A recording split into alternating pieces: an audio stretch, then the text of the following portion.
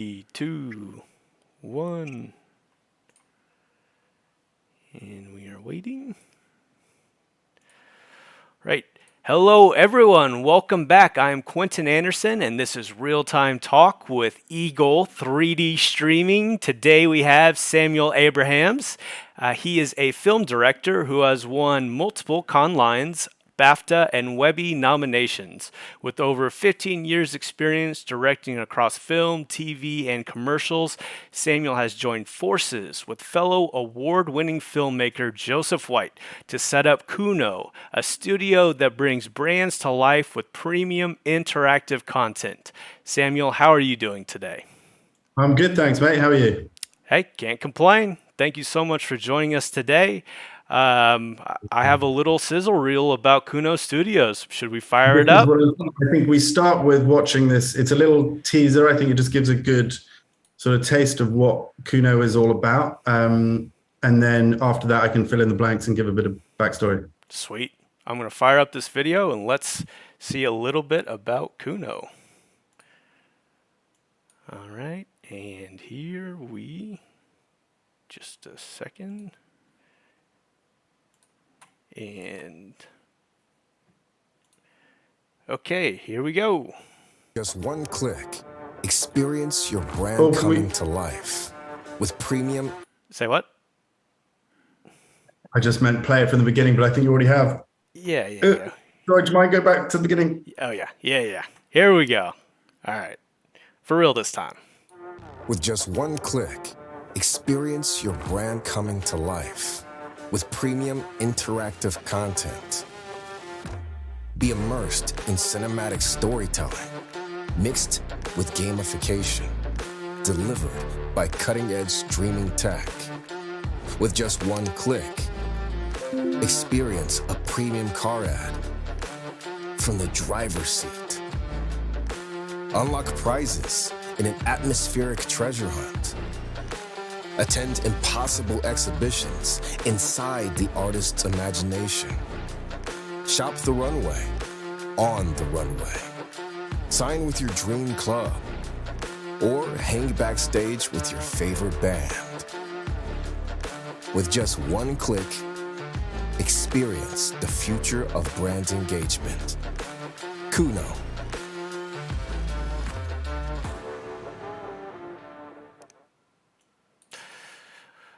All right, definitely the coolest intro video we've ever had on this show.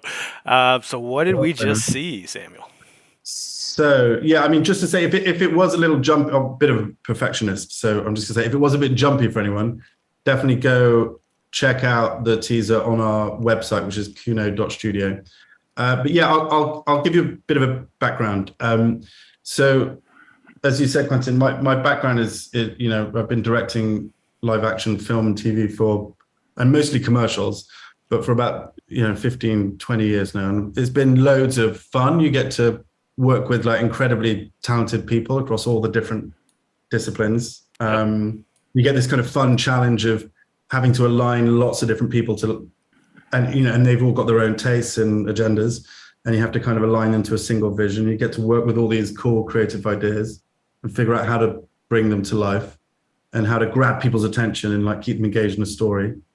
I love the job and I get tons of satisfaction from it. But recently I had this quite sad realization, which is that most of the ads that I've made, and I poured all this kind of creative energy and lots of consideration and heart into it and lots of time, most of them that I've made play to an empty living room on the TV, or are skipped the first moment that someone gets an opportunity to. I mean, even my 2-year-old daughter knows when, that something she's watching on YouTube is interrupted by an ad. She knows it's not the content she wants.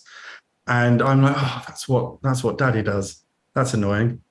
So it kind of came a bit from this, like knowing that, I kind of noticed it with myself too. Like even as a director of that content, I've become too impatient to sit through a 30-second ad. It's this kind of linear video content doesn't seem to have the same impact that it used to, because we're no longer a passive audience. I think now we just want to interact, and we're all constantly on our devices, and we want to interact. We want to interact with our devices, with our content, and that's kind of why we set up KUNO. I think it kind of was inspired by that kind of feeling, and the way I kind of see it is that we're a content studio that uses the kind of cinematic imagery and storytelling that audiences expect from mainstream premium content, but our secret sauce is that we mix it with gamification. And so we hook the audiences in and we keep them engaged, and then ultimately we're delivering it with pixel streaming, making it super accessible, removing all that friction of asking someone to download an app or own a particular headset or console. And I think what KUNO offers brands, and not just brands, IP or creators like musicians and artists and influencers, is the chance to like gather their communities, but not just on like a text-based app or photo sharing app, but gather their communities in a 3D space with high-end cinematic graphics, so that not really possible with web-based gaming, and really immerse them in that world that we have artfully, creatively expressed your brand identity, and a world that consumers can explore and interact with. And the more that they engage, the more they interact, the more they're rewarded, unlocking exclusive, never before seen content, or winning prizes in a treasure hunt. Could be gaining status or roles within a community, earning a discount that then they can go and spend on merch or tickets or products that are directly available in the experience. And I think crucially what we're all about is that these experiences, though they can have all these different kind of functions and calls to action, I think importantly for us, that the experiences feel personal and they're tactile and they're intimate, to help build more of a emotional connection between your community and the brand, and that's all done through experience rather than it being a kind of passive experience. What was the experience like for you, transitioning more from creating perhaps more passive content to more interactive content? Was it a breath of fresh air, or was it sort of a learning curve, or how was it for you making that switch to doing more interactive? It's a really good question, because it's I'm still in that transition, because I still go, like, I'm off to the Middle East next week for a shoot, and I still have those two things in my head, and I think they can inform each other as well. Like, I think within our experiences there will be content that is very considered and shot, or it could be live action content that we've worked with particular actors or a band or something that you really want to kind of see them in that space. So it might be that we still kind of use that same skill set, but we're kind of packaging it in not just 3D environments, but environments that are become experiences that you interact with. So I think, to answer your question, it really was it was very eye-opening, because the kind of way I'm used to working is sort of controlling someone's experience through something like very considered. Every frame, this is what happens, this is the color of everything, this is the expression on their face, this is when we reveal this bit of information to the audience. Whereas now we're making these experiences, and me and my partner could, Joe, who I collaborate on this with, would assume this is the way someone should go through the experience, because this makes kind of logical sense to us. But then you sort of play test it, and someone comes in and immediately does something completely different. Oh my God. Right. So now what? And there's so many possibilities that have to be considered. So it's exciting, because it's using it's got challenging my, the way in which I've kind of developed that way of thinking of like storytelling and, sort of getting a message across. But so it's really exciting as well, because it's a real challenge. And I think we've both really, really enjoyed that and learned a lot from it already. Yeah. And I know that you all of your content is very high end cinematic quality level. How does that help with emotional responses and interactiveness? Why is that so important for you to have that level of quality in the content that Yeah. you're creating? Well, I think there's like two answers there, but one of them is the selfish thing of just like, that's all I'm interested in. Like, you know, that's the kind of thing that's the background I have, and that's what I'm interested in, and that's what I expect from content. I mean, this time last year when we were seeing what the metaverse had to offer, and it's Mark Zuckerberg's very corporate, sanitized, blocky, very basic, and I don't understand who it's supposed to appeal to when the level of the sort of level of quality of high end entertainment that people are used to from Netflix, Apple Prime, that this kind of premium content has a production value and has a quality. And what we're saying, and the biggest ads in the world have that production value, even more than films. So what we're saying is, you've got to have that. This is what people expect. Like, this is the bare minimum. Do that, make it cool. Like, you have to really kind of push the envelope with this stuff. And so it's important to us just on that kind of personal level, but I think the reason we think it's important is audiences expect that they're not impressed by, that's why the picture of the selfie of, Mark Zuckerberg with the Eiffel Tower in the background goes viral, because this is not, 1982. Yeah, our expectation has evolved so much in terms of what we consider acceptable content. Exactly. And this is not just the, quality of graphics, it's then all the ideas that are, crammed into there, like the themes, the motifs, the surprises, all that kind of detail that you put into a high-end production. So much thought goes into it.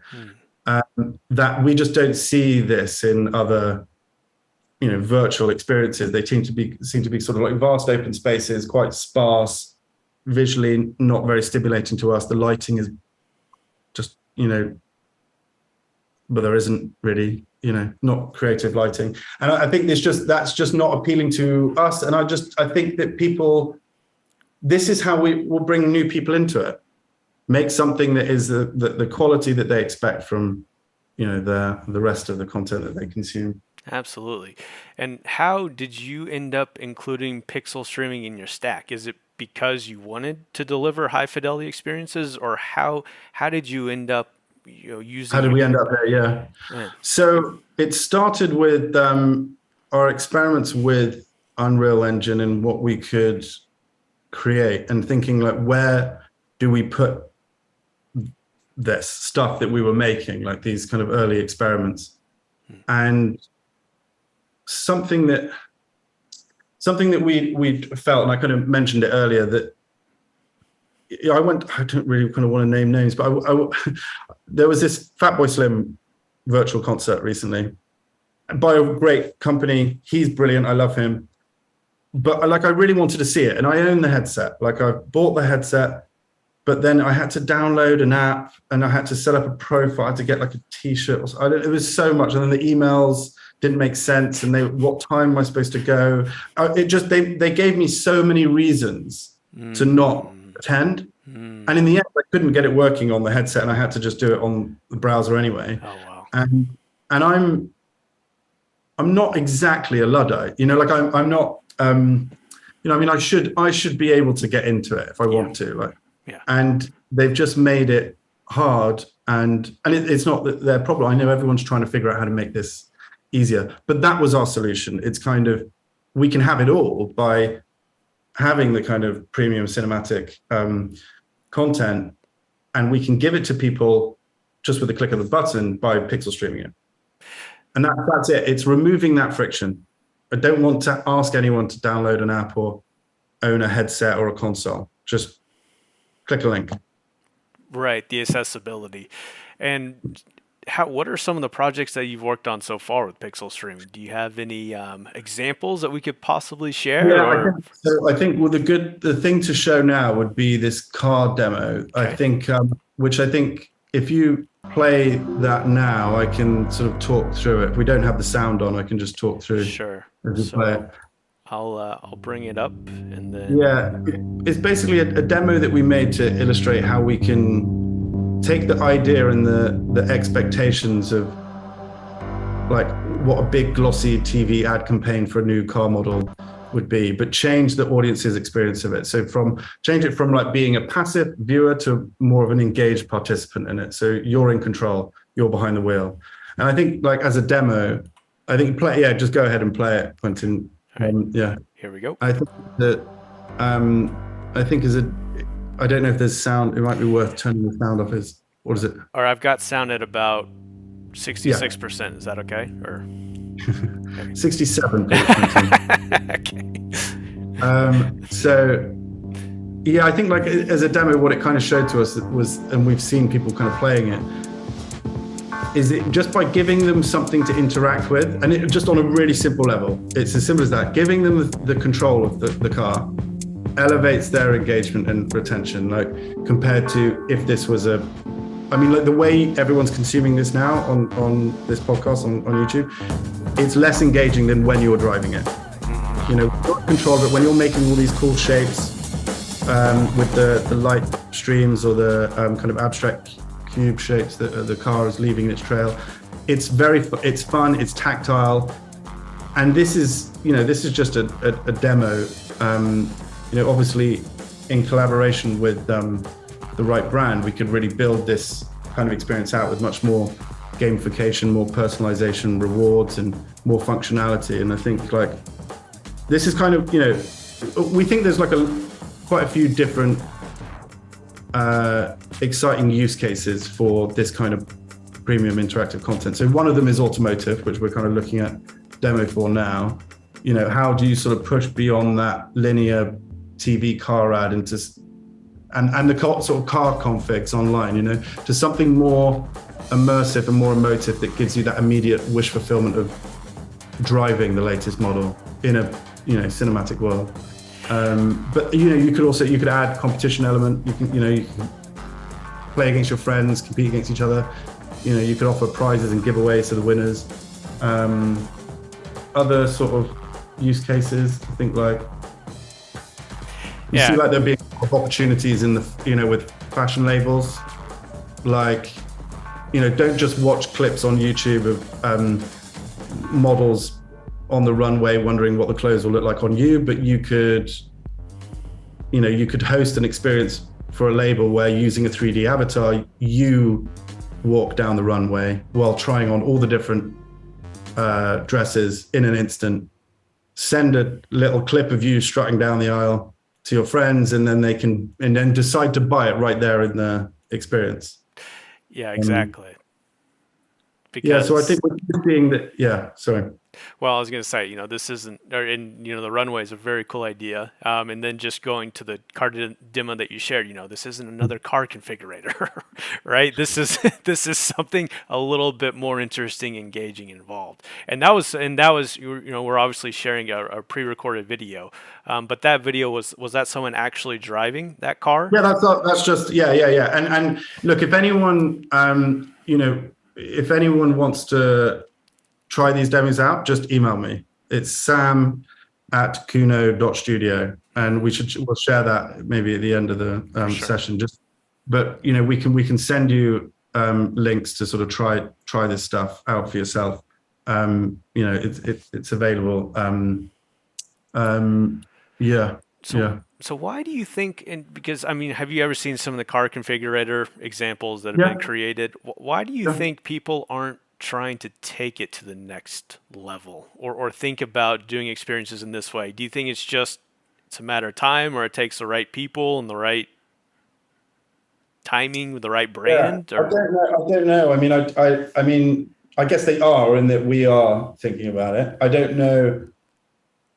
I suppose it presents a bit of a question mark around, like, is this a new thing, or is this just improving something that already exists? Like, you could potentially sell it as the next evolution of the car config. So you build your car and then now go and drive it in this cinematic world. That's one way you could sell it. I suppose we're thinking, coming from the advertising world, bigger in the sense of it being a global campaign. Anyone in the world can, normally you work on a TV campaign and it's like for a particular region and they all have their own. But something like this, you could do, global campaign that won't cost anywhere near the money that they're spending across all these different territories.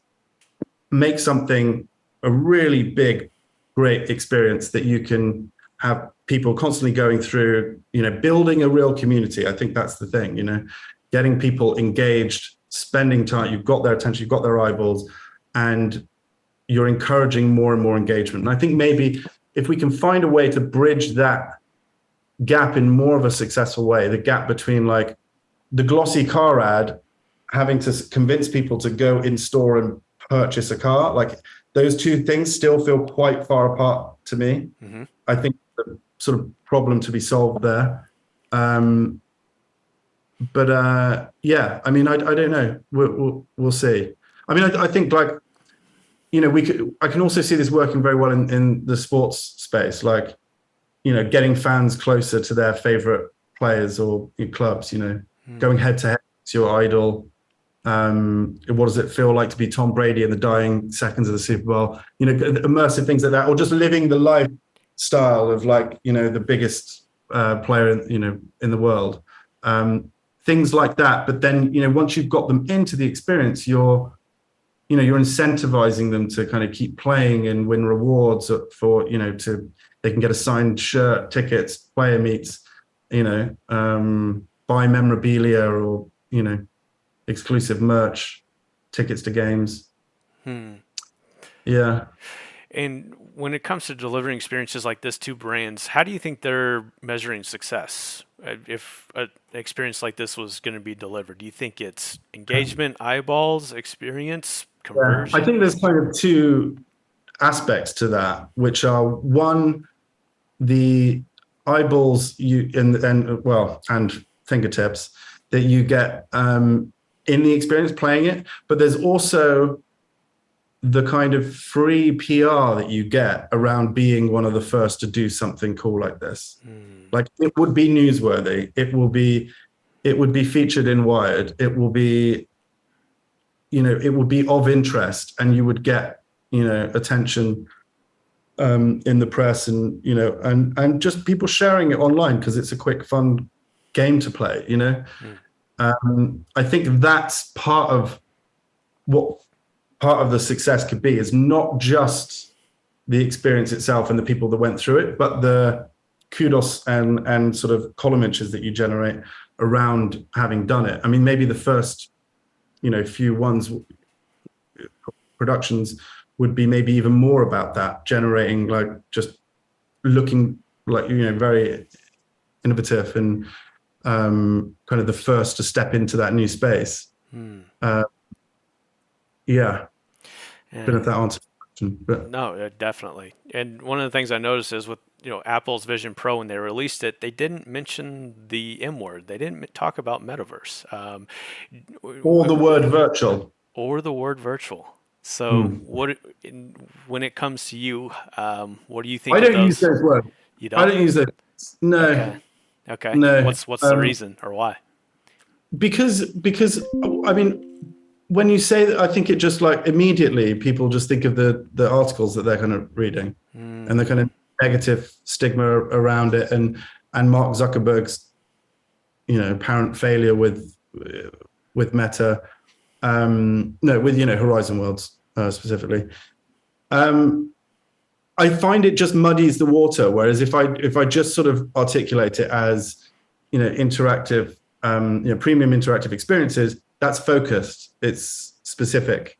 I'm conscious of times. I think it'd be great to play the Head Crash Hotel clip, and I can talk through. So while you play that, one of the other kind of use cases is the arts, and we can host exhibitions, events, and I think like most metaversal galleries spaces that we've seen seem to replicate the IRL experience of, a gallery, like art hung on a wall, constrained in a frame. And we're kind of all about, play it whenever.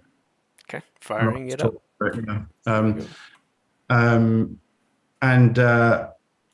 We want to kind of get rid of the white walls in the frame and give fans the opportunity to step inside of the art and inside the imagination of their favorite artists.